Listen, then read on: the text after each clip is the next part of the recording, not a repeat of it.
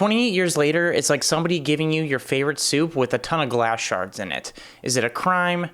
Yeah, actually, that probably is a crime, but I'm gonna eat that soup. Welcome back to the Spectral Frame. Today, we're getting into the highly anticipated sequel to 28 Days Later, 28 Years Later, with director Danny Boyle and writer Alex Garland finally returning. Thank God, right? Right? This movie is a massive mixed bag for me, and I have a lot to say about it, so in order to do that, we're spoiling this. So, treachery lies ahead. This is your only warning for spoilers. Don't dead. Spoilers inside. There were so many dead.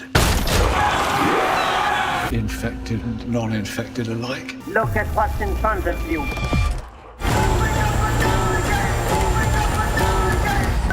There's no discharge in the war. I love the original 28 Days Later, and I really like Danny Boyle as a director in general. He's made some amazing films, but more so, I'm a fan of Alex Garland, who wrote this movie. He's also directed some of my favorite movies of the past decade or so, Ex Machina, Annihilation, and Civil War pretty recently. I love that shit. But with 28 Years Later, we really get something off the beaten path. I was not anticipating how this movie was going to turn out. It's freaky, experimental, thrilling, scary, but also absolutely fucking ridiculous and sometimes outright hilarious at times. This is honestly a really bold approach, and overall, I think I respect it more than I actually liked it. But let's lay the groundwork.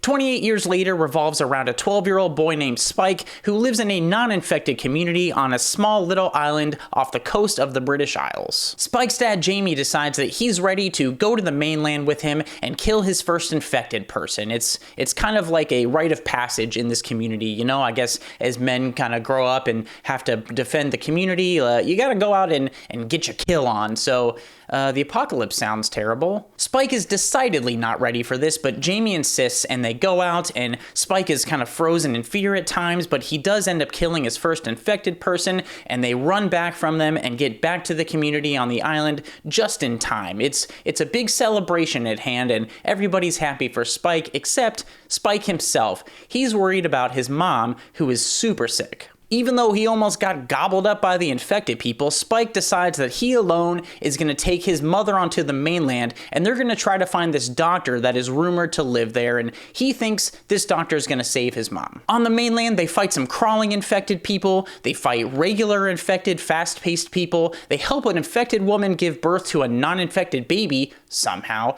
they steal that baby, and then eventually they run into the big alpha of the bunch. Literally, this guy's like half Jason Momoa, half horse, if you know what I mean. Anyway, the doctor shows up and saves them from the alpha at the last second and brings them back to his like bone temple sanctuary. It's pretty weird, but he is a doctor and he looks over Spike's mom. Unfortunately, he finds out she's not just sick, she has terminal cancer.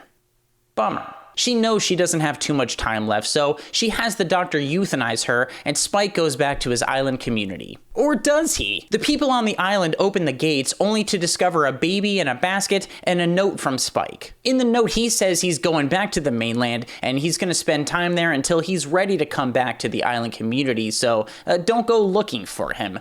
We fast forward 28 days later and we find that Spike has gotten himself into a little confrontation with some infected.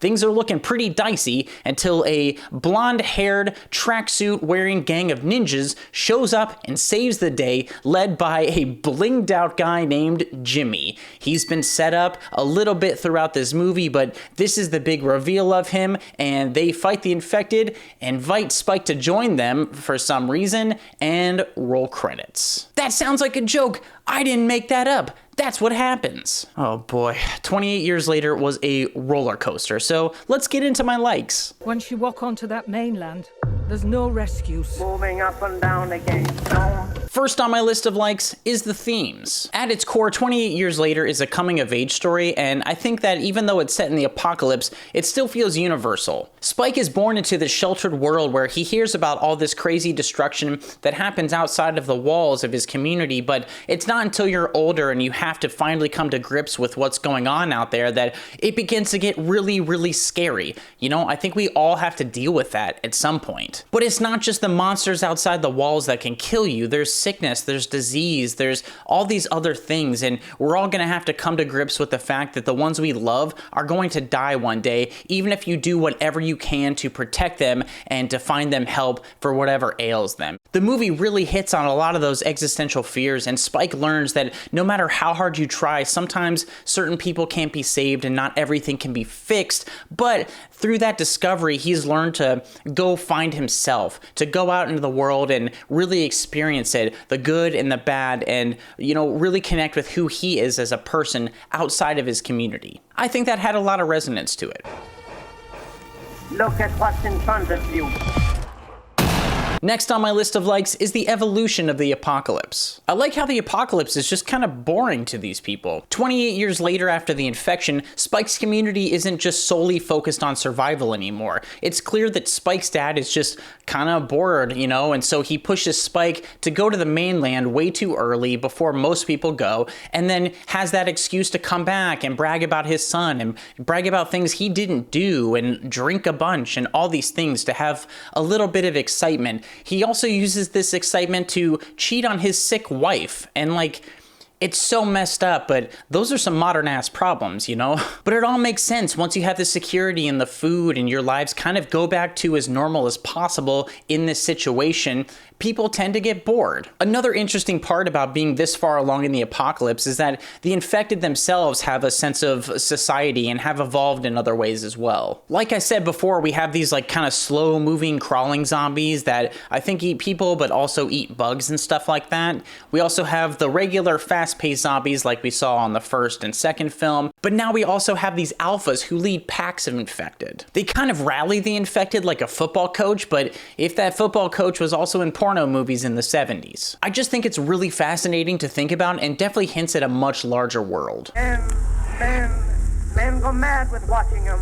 There's no discharge in the... Next on my list of likes is some of the experimental aspects. Danny Boyle took some swings. Not all of it worked, we'll definitely get to that, but there was a few things that did work for me. When Spike and his dad Jamie first get to the mainland, there's this reading of the Rudyard Kipling poem Boots that plays over top of footage of soldiers like marching and preparing for battle. It honestly gave me goosebumps and really set up this dreadful, dire tone, and I loved it. I actually read afterwards that that poem is used in like real military training, and it makes sense because it made the hair on the back of my neck stand up. It was just... oh. Another experimental aspect of this movie that I really liked is that the first footage we get of the infected is this like completely drenched in red, almost night vision looking footage. It makes their eyes pop, and combined with the sound design of the footage, oh, it just sets up this insanely creepy vibe that made me want to crawl out of my f***ing skin. I wanted more of these aspects. I wish this was more consistent and lasted longer into the movie. Next on my list of likes is the cinematography. 28 Years Later was shot entirely on an iPhone 15 Pro Max, and it looks pretty good. Some scenes you can definitely tell were shot with the phone, like I think they gave the actors the phone and just said run around with it in your hand, but for the most part, it looks pretty good, and definitely looks better than something like Steven Soderbergh's Unsane from 2018. That movie doesn't really hold up, I think, visually, but I think this will for a number of years to come. There was also some really clever shots where I think the camera moved around really effectively in small spaces, but it still did justice to the big like landscape and establishing shots. Some people online have compared using iPhones in this film to the way that the first film used mini DV tapes and consumer grade cameras, but I don't really think the effect is the same. The way 28 Days Later was shot was definitely a practical choice, but I think the low quality footage added this aesthetic to the movie that really reflected the harshness and brutality of Jim's new world, whereas here, with footage shot on an iPhone, I think it more easily blends with modern day cinema cameras, so most general audiences wouldn't even know it was filmed on a phone unless they were explicitly told so. But what the f do I know? And some are better than others. Next on my list of likes is the acting. I don't have a lot to say here, but I think we get some really solid performances from Aaron Taylor Johnson as Jamie, the dad, Jodie Comer as the mom, Ralph Fiennes as the doctor, and also young Alfie Williams as Spike. Like I said in my last review, if kid actors are bad, I blame the director more than anyone, but Alfie Williams brings Spike's internal struggles really to the forefront of this performance, and a lot of the posture and subtle face acting he does really made me buy into this performance. I can't wait to see him in more stuff.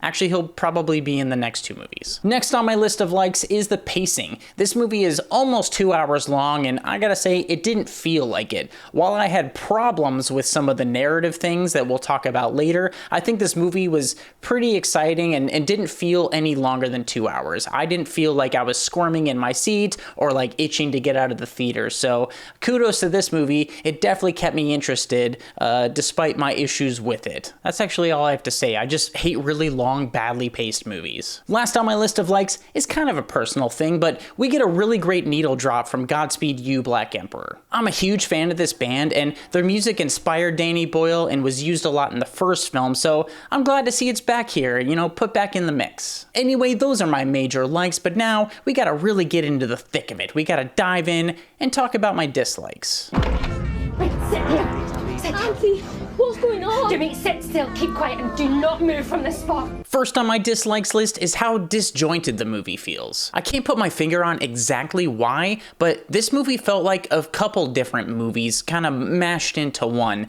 There is technically a beginning, middle, and end. We have the through line of Spike trying to save his mom and become a man, but I feel like each act of this movie was done in a very different way. Like the first act felt way more horror driven. There's a lot of experimental stuff. There was a lot of kills and zombies and tension and scares, but the second act moved into something different. Obviously, the second act is more of the journey part of this movie. We still get scares and things like that, but we start to introduce some wackier elements to this movie. But the third act goes completely off the rails. Like, again, I respect what the movie's trying to do. It just didn't, fully click together for me.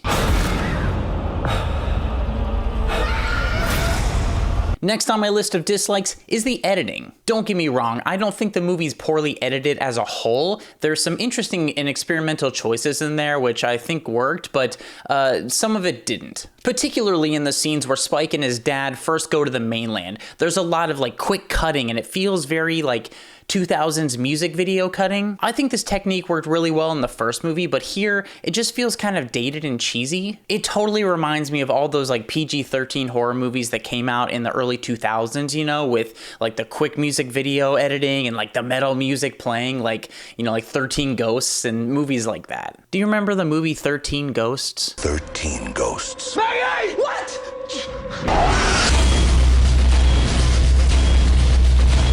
Anyway, I don't feel like all those choices worked. It didn't help the horror and definitely took me out of the story. Next on my list of dislikes is another experimental technique, the pseudo bullet time they used. If you've seen anything online about this movie, I'm sure you've come across the picture of that giant iPhone rig and one of the infected people. But if not, basically they use this camera rig full of iPhones to capture the infected getting killed, taking arrows through the skull and stuff like that. And they used all that footage surrounding the person, brought it into post-production, and that way they could create this kind of bullet time effect that you probably recognize from something like The Matrix.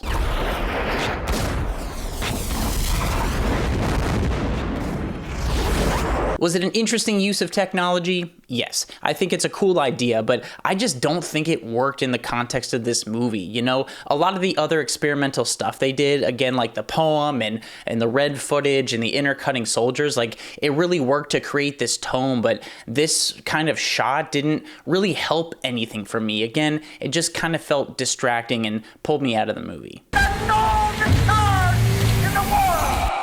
Next on my dislikes is the over-sentimentality. Okay, this might be controversial, but I do think the movie leaned way too hard into the sentimental aspects of Spike and his mom's relationship. I'm not saying there's zero room for this, but after she dies, Spike has this big sequence where fire is just swirling around and he's remembering his mom, and it feels kind of sappy and overdone. It didn't fit in this movie for me. I'm fine with this movie being way less cold than 28 Days Later, but I think this sequence could have leaned more into the realization that the infected people aren't the only major threat to Spike's loved ones. Like, obviously she died from cancer, but like, this might be like Oregon Trail times. You might die of dysentery out there. But in my mind, this greater realization would have also justified Spike's decision to leave the community even more. Glad he dropped off that baby though. Who's got the time?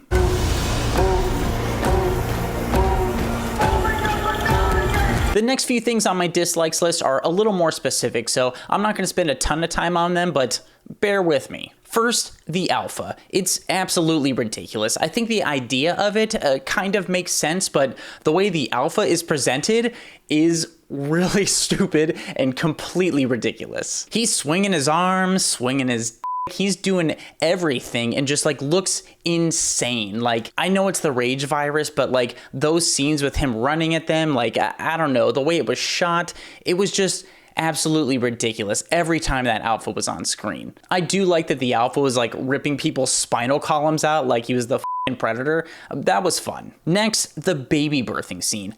I hate this. To set the scene, Spike and his mom come across an infected woman who is currently giving birth. Spike's mom sees that she's struggling, so she steps up to support her. Like, they're holding hands and stuff. Moms unite or whatever, but this is ridiculous. On top of that, the baby comes out not infected. They say it's because of like the placenta or something, but like, no, what? How did they even bring this baby to term? What kind of nutrients is it getting? I don't understand this at all. And also, wouldn't the infected people try to eat it? I would. They could have watched the mom give birth and then had this tense sequence where they tried to rescue the baby once they realized it wasn't infected, but moms be mommin', I guess. And last on my list of dislikes is Jimmy and the tracksuit ninjas. This was the most abrupt tonal shift of the movie, and my theater laughed out loud. We're set up in the very first scene that when the outbreak first happened, a bunch of kids were killed in their home, but one of them escaped and ran from the house and hid out. This is our leader, Jimmy. He's obviously experiencing some sort of like arrested development and idolizes things like the Power Rangers, and I guess all of that technically makes sense, but the way this scene happened felt like one of those SNL digital shorts or like a Key and Peele sketch. Like, it is so absurd. I read online that Jimmy was supposed to resemble the notorious deceased PDF file Jimmy Savile, but I don't really know who that is because I'm not British, but yeah. I not only hated this scene, I loved this scene. But that's it for my dislikes. I have so many opinions. We're gonna take to IMDb and look at some reviews. The 10 stars and the 1 stars. Nothing in between.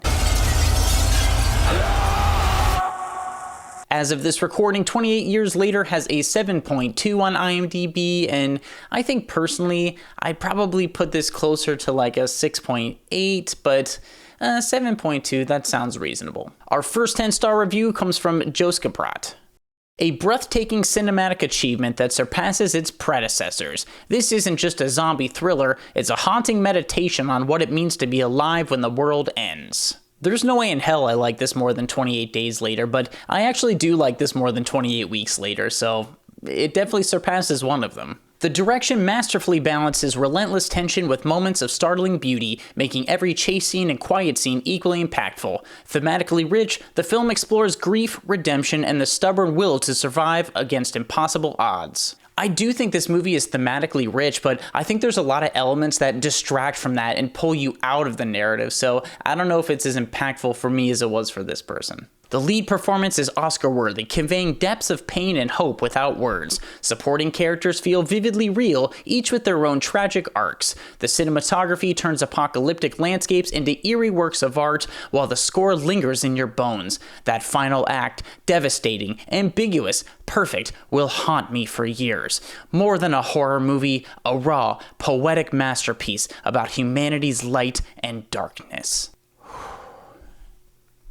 I do not feel that way. Our next 10-star review comes from DIEGOXDGT. Without exaggeration, this is one of the best zombie films ever made.